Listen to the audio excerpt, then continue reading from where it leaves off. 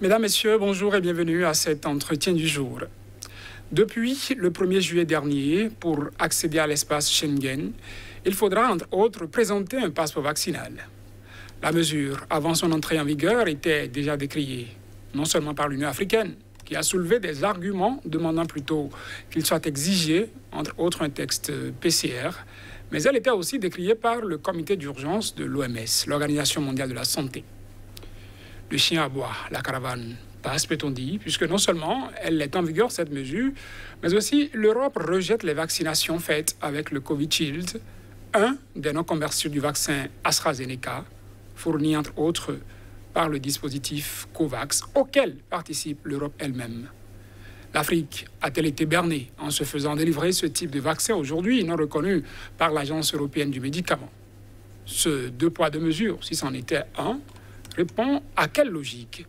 Nous en parlons avec Dr Célestin Alessi-Aguissi, praticien hospitalier au Centre hospitalier universitaire Michel Paris 18e, en disponibilité de ce côté, spécialiste de médecine d'urgence, chercheur en santé publique. Un PhD, dans ce sens en santé publique, est en cours à Paris-Sorbonne. Bienvenue à vous, Dr Aguissi. Bonjour, Saturne Djossou, bonsoir à tous les téléspectateurs de SICA. Merci de m'avoir invité encore une nouvelle fois pour parler de ce sujet extrêmement important qu'est la pandémie du Covid et son corollaire, le vaccin. C'est toujours un plaisir de vous recevoir, Dr Aguissi.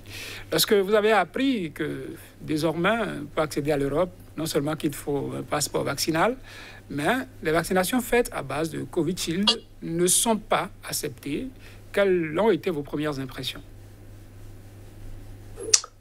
Bien évidemment, tous les pays qui ont eu accès au vaccin d'AstraZeneca fabriqué en Inde, il faut le préciser, et dénommé Covishield, ont pu être déçus. Mais ma première remarque serait de dire que le pays le plus énervé, le plus agacé, le moins enthousiaste, c'est bien évidemment l'Inde, puisque l'Inde fabrique le vaccin AstraZeneca sous le nom de Covishield, qui est distribué non seulement en Afrique, mais en plus dans les pays d'Amérique latine, donc hors Europe. Et l'Inde n'a d'autre possibilité que de montrer ses muscles en disant « Non, mais ce n'est pas normal que ce même vaccin dont vous m'avez fourni les produits, dont vous m'avez fourni les composants et la méthode de fabrication ne soit pas reconnu par l'Agence européenne de médicaments. » Mais je tiens à préciser tout de suite que pour entrer en Europe, en effet, il est souhaitable d'être vacciné, mais ce n'est pas obligatoire parce qu'il y a d'autres mesures parallèles qui ont été mises en place pour accepter les gens en Europe sous forme de motifs impérieux, par exemple en France, avec des tests PCR négatifs et une quarantaine obligatoire. Mais ceci dit, si on repart sur le Covishield, il faut se rendre compte d'une chose. Les vaccins autorisés en Europe sont ceux pour lesquels la fabrication se fait en Europe et pour lesquels l'Agence européenne des médicaments a eu accès à leurs dossiers et à les avoir étudiés correctement. On peut reprocher à l'Agence européenne des médicaments de ne pas autoriser le Covishield, mais elle pourrait répondre « je ne l'ai pas utilisé, je ne l'ai pas étudié », même si c'est les mêmes vaccins. La fabrication hors Europe répondant à des normes peut-être différentes, contraint l'Agence européenne de médicaments à doubler d'attention et à faire les choses dans les règles de l'art. La contrainte aussi pour nous les Africains, c'est aussi celle-ci. Nous n'avons pas d'agence africaine de médicaments qui vient à peine d'être validée par l'Union africaine il y a quelques jours. Donc, vous voyez, ce n'est pas une question de deux poids, deux mesures. Je pense que c'est plutôt une question de protection des règles d'accréditation des vaccins. On peut les déplorer, on peut ne pas les apprécier, mais c'est aussi une question de diplomatie. En effet, sous la pression de l'Inde, il faut savoir qu'aujourd'hui, 7 pays européens acceptent le Covishield parce que sur le plan économique, sur le plan éthique et sur le plan politique, il est malvenu aux pays européens de refuser à considérer le Covishield comme un vaccin sûr, en sachant que c'est bien entendu l'initiative COVAX, qui est une unité mixte entre le Gavi et l'OMS, qui distribuent ou qui ont tendance et plutôt ils ont valeur à distribuer au pays au moins 20% de vaccins pour vacciner leur population. Ce qui fait que refuser à ces pays l'entrée en Europe serait déconsidérer non seulement le pays producteur qui est l'Inde, mais en plus sera un revers pour l'OMS et l'initiative COVAX, qui en fait est un ensemble, un conglomérat de nombreux vaccins pour permettre aux pays les plus pauvres d'avoir accès à la vaccination. Comment explique-t-on aux Africains qu'on a participé à la distribution d'un vaccin dans un dispositif et que finalement, qu'on se dise que, bon, puisqu'on ne maîtrise pas la nomenclature, la fabrication, en tout cas, telles les conditions de fabrication, qu'on préfère ne pas autoriser, en tout cas, les vaccinations qui ont été faites à base de ce même vaccin? C'est très difficile à expliquer aux Africains que le vaccin Covishield n'est pas reconnu par l'Agence européenne de médicaments.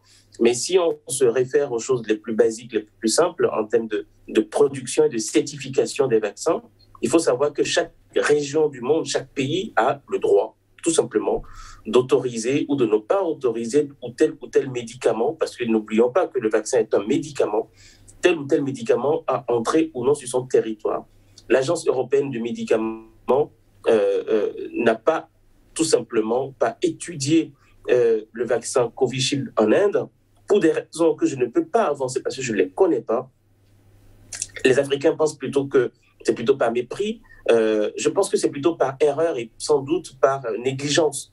Je préfère utiliser ces deux mots-là, erreur et négligence, parce qu'ils n'ont sans doute pas pensé aux conséquences dramatiques que cela pourrait avoir sur les familles et sur les gens qui voudraient voyager en Europe en ces temps de tourisme, ou d'ailleurs l'Europe est en train de s'ouvrir et voudrait justement le plus de touristes. Et je pense d'ailleurs que beaucoup de pays européens, vu la levée de boucliers, sont en train de reconsidérer leur position. Et je pense que l'Agence européenne du médicament, si elle ne prend pas le train en marche, elle sera vite dépassée, puisque chaque pays utilisera sa propre agence de médicaments pour justement valider le Covishield. Et j'ai bon espoir qu'avant la fin du mois de juillet, c'est peut-être un peu présomptueux de ma part, avant la fin du mois de juillet, tous les pays européens, en tout cas de l'espace Schengen, valideront le Covishield pour qu'ils puissent permettre aux gens de voyager. Parce que, encore une fois, ce n'est pas que les Africains, il y a les Indiens, il y a les pays latino-américains, il y a les pays d'Asie qui utilisent le Covishield. Et donc, c'est en même temps une raison diplomatique, économique et politique de le valider. Pour les effets que cela pourrait avoir, nous savons déjà qu'en Afrique et dans d'autres pays, déjà il y a une méfiance par rapport à cette vaccination contre le coronavirus. On se méfie des vaccins.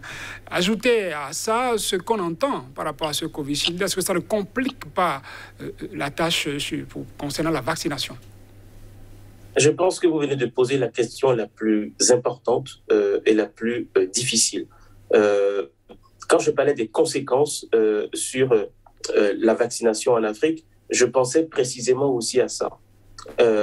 La négligence de l'Agence européenne du médicament ou son inattention par rapport au Covishield induit des conséquences dramatiques. Bien évidemment, je parle de dramatique dans le sens médical et dans le sens le plus scientifique du terme.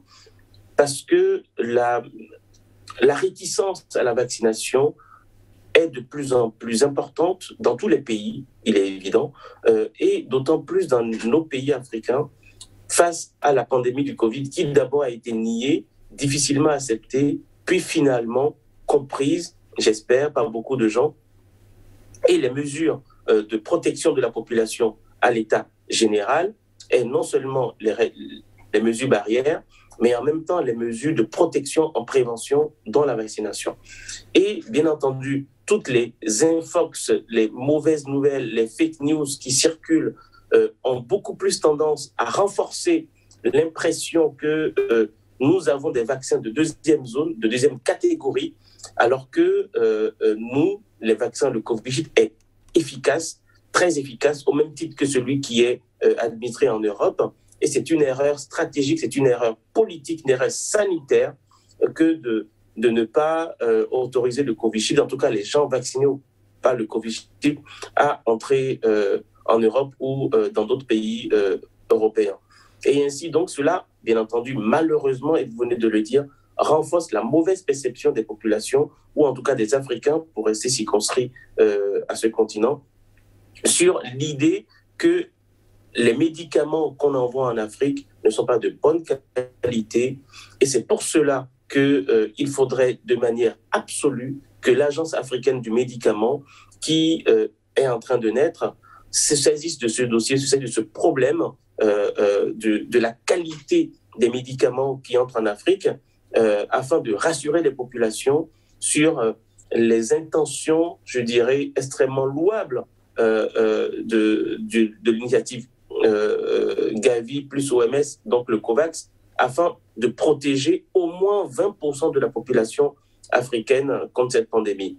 Nous sommes face à une difficulté extrêmement importante. Le manque d'éducation à la santé dès l'école, le défaut d'information des populations dans leur langue, et enfin la méfiance naturelle des gens contre tout ce qu'ils ne comprennent pas, tout ce qui est importé, renforce finalement cette défiance face au vaccin et bien entendu ce que j'appelle le mauvais travail de l'Agence européenne de médicaments en refusant son autorisation au Covishield n'arrange pas les choses dans les Africains, dans l'idée des Africains de pouvoir bénéficier des vaccins de qualité. Et enfin, il faudra aussi dire que ce problème est très complexe parce que finalement, s'il n'y a pas une vaccination de masse en Afrique, ce que beaucoup peuvent contester vu le faible nombre de cas, mais en tout cas la question se pose,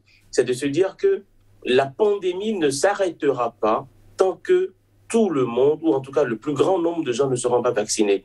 Et si on pose des conditions sur certains vaccins, il est évident que les gens ne se vaccineront pas ou refuseront de le faire. Et donc, la pandémie traînera en longueur et c'est tout le monde qui en payera le prix.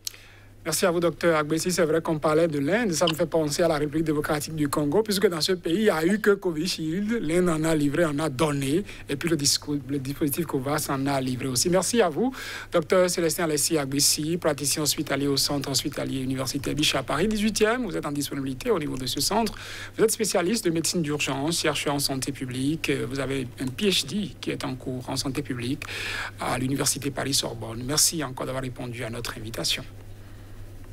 C'est moi, je vous remercie. Mesdames, Messieurs, c'est tout pour cet entretien. Merci de nous avoir suivis.